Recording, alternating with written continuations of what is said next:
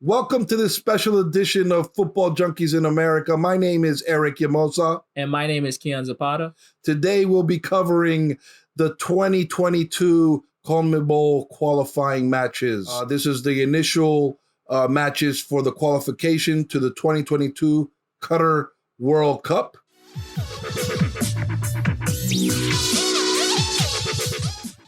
Let's get right into it, Kian. First match, we have Uruguay-Chile at the Centenario, Montevideo, Uruguay. Uruguay is managed by Oscar Tabares, the veteran legend. How do you see this game playing out? So, as you mentioned, you have a legendary coach in Oscar Tabares leading the Uruguay national team. Again, Uruguay is known for their tenacity defensively, but also are led by two stellar world-class strikers in Luis Suarez and Edison Cavani. They also have right behind them the new rising star in Valverde, the center attacking mid for Real Madrid. Yes. We also have on the other side Chile, who is highlighted by their three-headed monster of Alexis Sanchez, Arturo Vidal, and Eduardo Vargas. That front three has provided two of the last three Copa America championships for Chile, and they have been stellar performances not only for their national team but also for international soccer, as Alexis Sanchez and Arturo Vidal are both now playing in Inter Milan. So for me, that this is a great rivalry, as we're going to see the two older teams in this competition go at it, as they are going to hit each other and be physical on the field, because there is no fear in either of these two teams. What about you? This is a historic South American rumble. It's a heavyweight championship bout. It's two giants of South America, Uruguay, World Cup champions Uruguay, versus Chile, which is back-to-back Copa America champions. So there's a lot of history here. I see this game, Uruguay probably has a little bit more power, star power. So I'll say this game 2-1. I'll go Uruguay. Uruguay 2-1. Yep, and I also agree. Uruguay comes out with the victory 3-1, mainly because for me the defense for Uruguay is highlighted by Diego Godin and Raúl Jiménez. One center back from Atletico Madrid. Leadership. Yes, one center back from Atletico Madrid, the other one from Inter. Also former partnership, not only for the national team, but also Atletico Madrid that has been in two of the last three Champions League finals. So for me, that partnership is way stronger than the Chile defense. And you could tell the difference now when he's not there. There was a hole at Atletico Madrid. Correct. So for me, I also go with Uruguay 3-1 on the day. Next match, another exciting one. We have Paraguay, Peru. Estadio Defensores del Chaco in Paraguay. Talk to me. In this game, we are highlighted by this rising star in Miguel Almirón, as his impact for the Paraguay national team has followed him all the way through America. His impact in the MLS, coming into Atlanta for only 1 year and winning the MLS tournament. And then not only that, but also getting his transfer to Newcastle, where he is now playing in the English Premier League. He's going to lead that never give up mentality of Paraguay against a Peru side who is coming off their first World Cup appearance in 40 years. Yes. And their exciting style of soccer, who are led by El Profesor Gareca and highlighted by their striking partners of Paolo Guerrero and Rui Diaz, and also other supporting casts such as Christian Cueva and Artun. And also the Yotun in the midfield. He's basically the box-to-box midfielder. So yes, Peru and Paraguay, another treat for us to watch. My prediction here, I'm going to go Peru 2-1. And Guarani, they never say die. I say that 2-1 probably comes late as well. A goal by Paolo Guerrero or something like that in the 80th minute, something like that, you know? So yeah, I think it's going to be a tight game, 1-1. And then at the end, around 80th minute, Paolo Guerrero header or whatever, 2-1. So yeah, tough game, but Peru wins. I also think Peru wins. I also think it's a goal differential of 1, but I think it's a 1-0 just because 1-0. I think that Paraguay still is a little bit inexperienced. Yes, they are coming off a very exciting player, but does he have enough supporting cast? I don't think so. Against a Peru side who, like I said, is fresh off a World Cup appearance. Yeah. So They made history. They just made history. I believe that Peru just has that little bit of an edge over them. All right, let's get to the next one. We got Argentina, Ecuador en el Estadio Bombonera in Buenos Aires, Argentina. So Argentina is led by Lionel Scaloni, that's their manager. Ecuador is led by the Colombian manager Hernan Dario Gomez. Ecuador has a few notable players. Ener Valencia, Fenerbahce, Turkey. He also is in the ex-West Ham United from the Premier League. And also we have Christian Novoa from Sochi, Russia. So, they have a uphill battle, I believe, against the juggernauts that are Argentina. Would you like to speak on them? Yep, Argentina is highlighted by another world-class offense as they have the best player in the world, Lionel Messi, and his supporting cast of Angel Di Maria. He also has Paulo Dybala, and you want to talk about the upcoming rising star they also have. Lautaro Martinez from Inter, like half the world, half these big clubs, they want him. And also we have, this last name that's kind of popular, especially if you're Argentinian. We have a young buck. His name is Giovanni Simeone.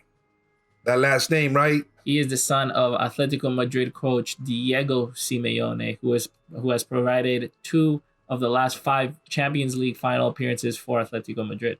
So interesting stuff there. So even though Argentina is highlighted by this stellar attacking front, they are also known for their historic tumble, as they have not been able to produce any silverware, especially when it comes to the World Cup and the Copa America. Although they have made it to many finals, this front cast has not been able to produce, especially with Lionel Messi as their leader and front guy. The question is, under a new coach, new expectations, are Messi and Argentina able to get over the hump, or will they still find themselves questioning whether or not they are going to make another World Cup run like they did last qualifiers, where they had to come up against this Ecuador side and on the last day and had to come back from behind from some Messi magic. So for you, Eric, what do you believe the predictions is for this game? Well, I do agree with you that they have underachieved in this Messi era. They should have at least a Copa America under their belt, or a World Cup under their belt, especially if you have the number 1 player on the planet. I just think Argentina's just too much of a juggernaut to lose this game or tie this game against Ecuador. You never know, right? You got to play the game.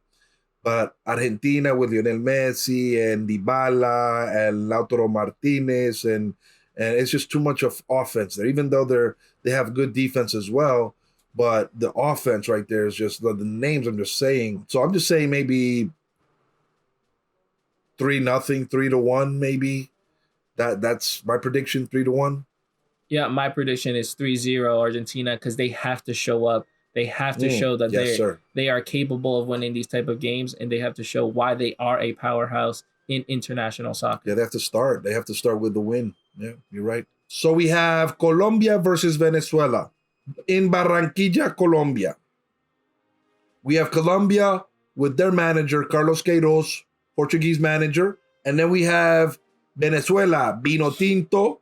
Their manager is Rafael Dudamel. Colombia has, same thing on paper, Radamel Falcao, James Rodriguez, Juan Guillermo Cuadrado. The rising stars of Duvan Zapata emerging from Atalanta, not to mention Steven Alzate, who plays for Brighton and Hove Albion. They have many, and Yerry Mina, who's also highlighted in the defense alongside Davinson Sanchez, Tottenham Hotspur. They just called up Santiago Arias, who's on Bayern Leverkusen. We need to see the final team, because we don't know who's coming due to the whole COVID situation and so forth. But then we have Venezuela. What we got with Venezuela? Because they don't really have these stars that we should say, these superstars that Colombia has. But what would you say? Yeah, so Venezuela, if we're going to highlight any of the players, we're going to have to highlight Rondon, Salomon Rondon, who has been their star guy up front for many years and has been playing all over England, Mexico, and in different countries in the world. I think he's currently playing. I think he's currently playing in Chinese. In Chinese, yep. He's playing in the Chinese league. They also have young talent in Yangel Herrera, who is currently playing for Granada but is loaned out from Manchester Yeah, City. like MLS too, like the Cáceres plays for Red Bull. And then Jefferson Saltado, who plays for Brazil, who plays in Santos de Brazil. So they had those young guys who have that little bit of a You also spark. have like a veteran in Juan P. Añor. He's an ex-Malaga star for the La Liga in Spain. Correct.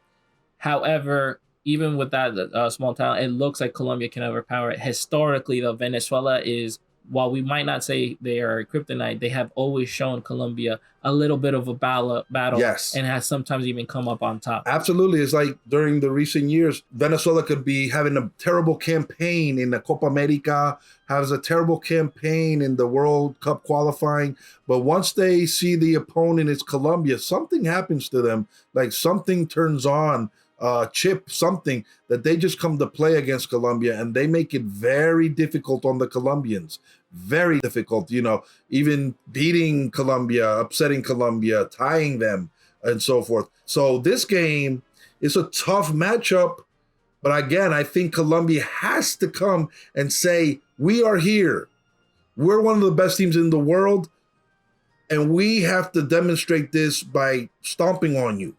So I see this game as a 3-1 Colombian victory. I do see this as well as a 3-1 victory for Colombia. I just feel that I agree on this one, just mainly because the attacking again sense, and because of all the hype surrounding the Colombian national team with its players, will overpower the Venezuela national team. And I just see that Colombia will come out of this with a W. All right. Then we have Brazil versus Bolivia in Sao Paulo, Brazil. How do you see this game? What do you think Bolivia has a chance? None. I don't think Bolivia can. If this game was in Bolivia in the altitude, I believe that that might have been an equal fair match. But I just believe that Brazil has too much talent. Probably has the most talented squad, and they also are coming off the Copa America win.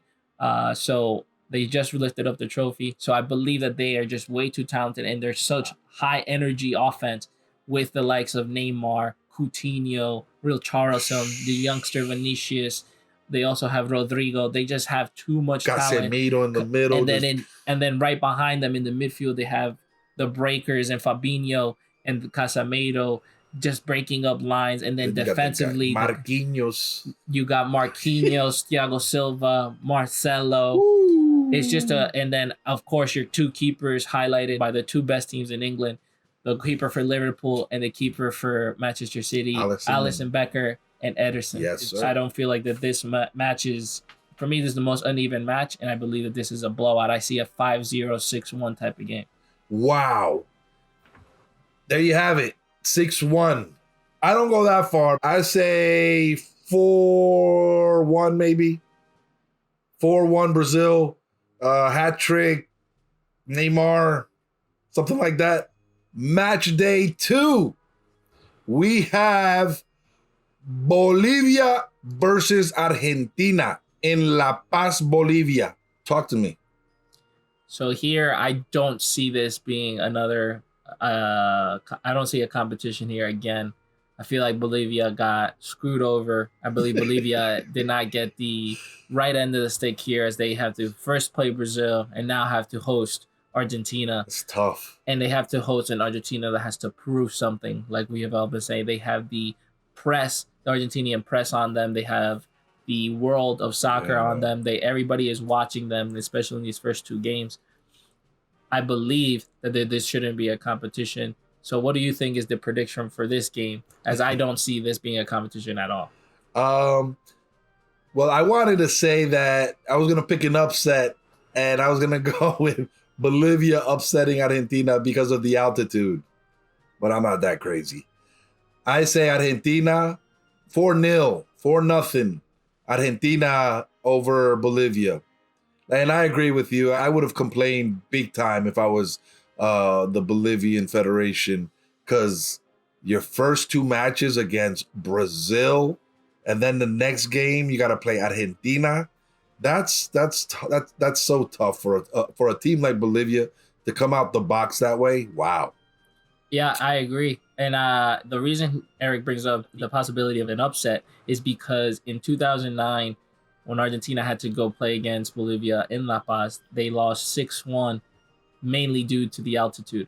So I could see why that upset is a possibility. However, I feel like this Argentina team is on a tour of no excuses, Mission. and they're on a mission to prove a lot of people wrong. So I believe this is a 3-0 Argentina win. 3-0, 3-0. Okay. Now we have Colombia versus Chile. We have this game. Basically, for me, I look at this game as superstar versus superstar, midfielder versus midfielder, James versus Alexis Sanchez. We have, top quality forwards in this matchup with Eduardo Vargas. And then you have Radamel Falcao Garcia on the Colombian side. So we also know that this game is taking place in Santiago, Chile, and we also know in the last two meetings in the Copa America, Colombia has lost to Chile on the Chile's run to win the Copa America. Wow.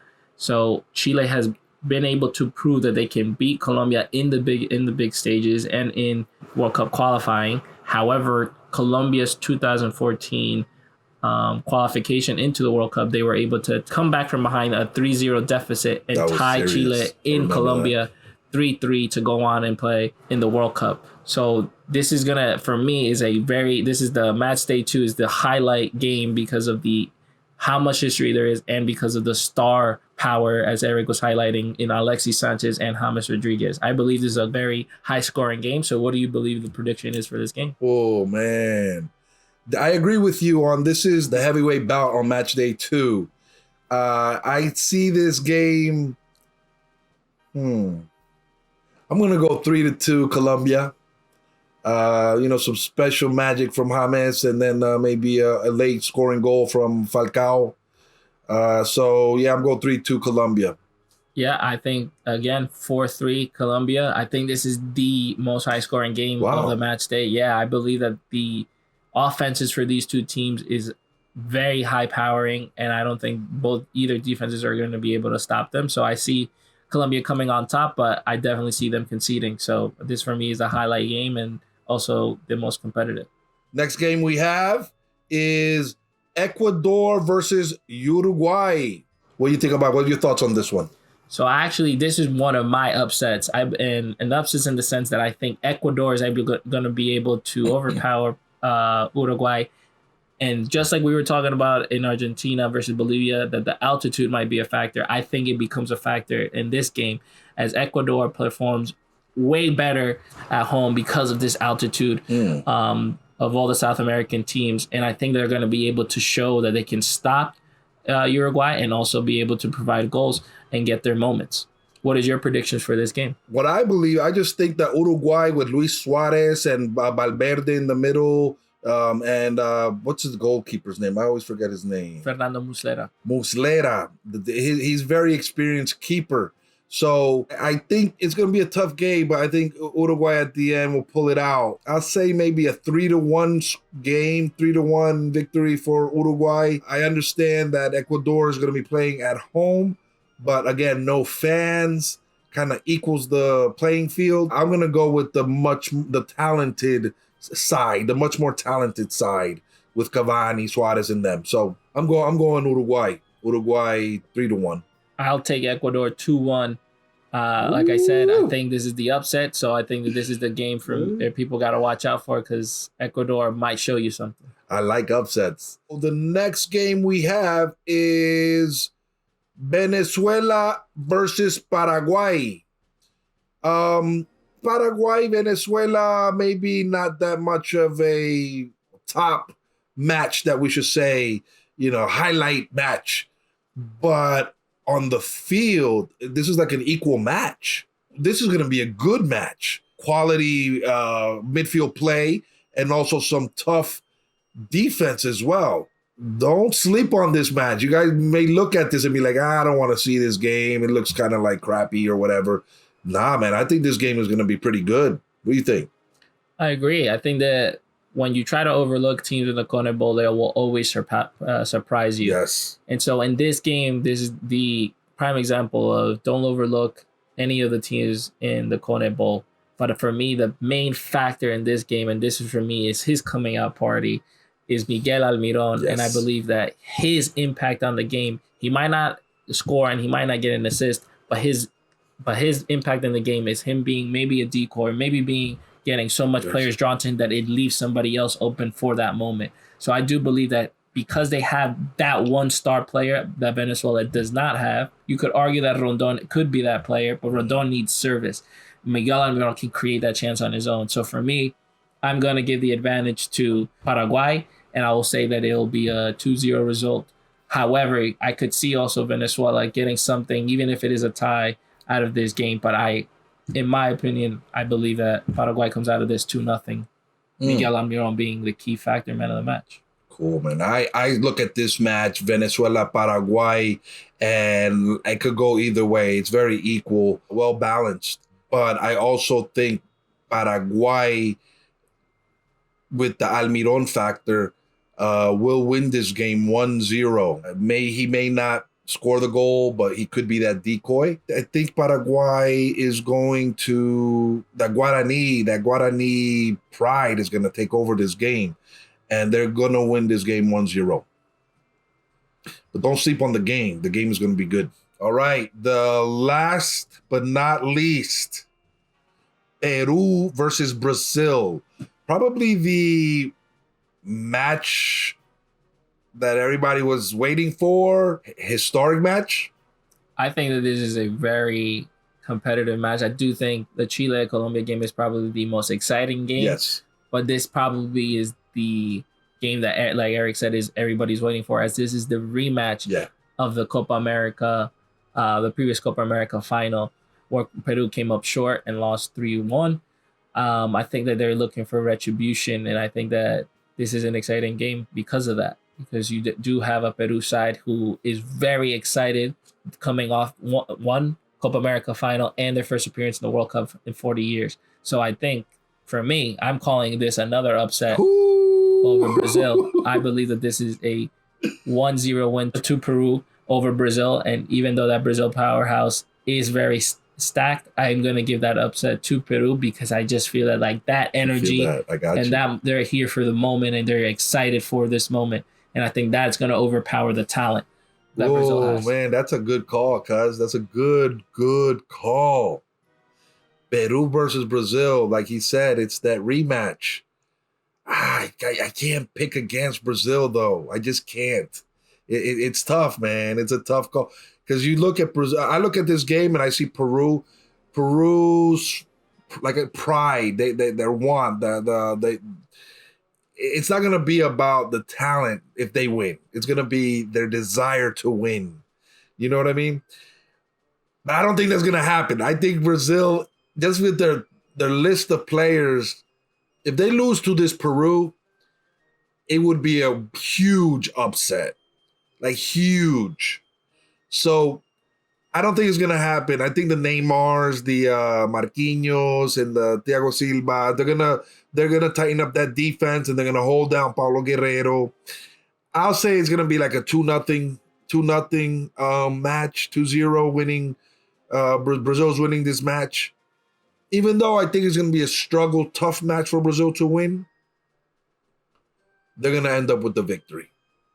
So we're going to take La Última Palabra, which is translation for our final take and our final words on the World Cup qualifying for Qatar, CONMEBOL. First thing that we want to talk about is the impact of the new normal on the game. Yeah. We are currently entering a World Cup qualifying for the CONMEBOL without any fans. There will be no fans participating in these events. So tell me, Eric, how does that affect players, managers, and the atmosphere and environment that these guys are having to go into? When you play for your country, and it's a nation versus nation match, and you see your colors in the stands and so on, that influences you. That influences the game. It gives you that push. You know, you hear about the 12th man and things like that in the stands and so forth. Not having that creates, like they say, a new normal, a new atmosphere. Everything is equal. everything is balanced. You know what I'm saying? Maybe the colors are primarily the home team's colors, but that's it. That's the only advantage you're gonna get. This new normal is we all have to go through it. We all have to live through it. I'm assuming that the players and the coaches and the managers, they want the fans to come because they're gonna give you the extra oomph that it could be negative or positive. You know what I'm saying? If you have your fans come and they're booing the visiting team, that influences the game. So not having fans in the stadium, it's a big deal. Yes. Would you agree? Yeah, and I like to say that there will be an asterisk in a lot of the competitions and in a lot of the games this year, because you need to understand that this is a new environment for everybody. So not playing in front of fans, like Erica said, is a sacrifice. And not only that, but it is a positive and negative impact. Positive impact of fans is the retribution of trying to play for someone other than yourself. It's that love for your country. Yeah, it's that atmosphere. It's that enthusiasm that you get putting on a shirt, knowing how many legends have played before you, knowing all the future people that are gonna play for you. There's a significance of playing with your national colors that you're not gonna get because their fans are not there. However, positively, opposing teams don't have to worry about going into a quote unquote dangerous atmosphere, hostile atmosphere, hectic. They don't have to worry about fans chanting them or giving them names or worrying about that psychological atmosphere. Instead, they have actually a new psychological atmosphere, and that is no fans. That's knowing that La Bombonera or El Maracaná are now kind of simplified and quiet, knowing that that rectangular box is equal and it's fair because you have no fans. And usually those crowds are ruckus. Correct. You know, they're going nuts. You know, so definitely, man, that's really, really horrible. And we could actually transition to the club teams not allowing their players to participate in the qualifiers, or these players' teammates have a positive COVID test and they have to quarantine themselves for 14 days and they can't participate in the qualifying matches. Yes, and something that I want to bring up is in soccer, there's an understanding, no matter where you are, no matter where you play it, there is a certain love that you have, and there's a certain love that you get to play for your country, you get to represent it, and everyone's dream is to play in a World Cup. That is every soccer player's dream. So you always want to represent your national team, and clubs understand that players want to go represent their national team. So there usually is no issue when it comes to playing for your national team. However, in this new normal, now we have an issue with clubs sending their players out because a lot of these star players are under contract and do affect a lot of the TV ratings, a lot of their financials, a lot salary. Exactly. And if we think of all the highlighted special players, we're thinking Neymar and PSG. We're thinking Lionel Messi and Barcelona. We're thinking James Rodriguez and Everton. And for Colombia, we're thinking Paulo Guerrero for Peru. We're thinking Miguel Almiron for Paraguay. In Chile, think about Alexis Sanchez and Arturo Vidal for Inter. There's just so many great players. Luis Suarez and Edison Cavani.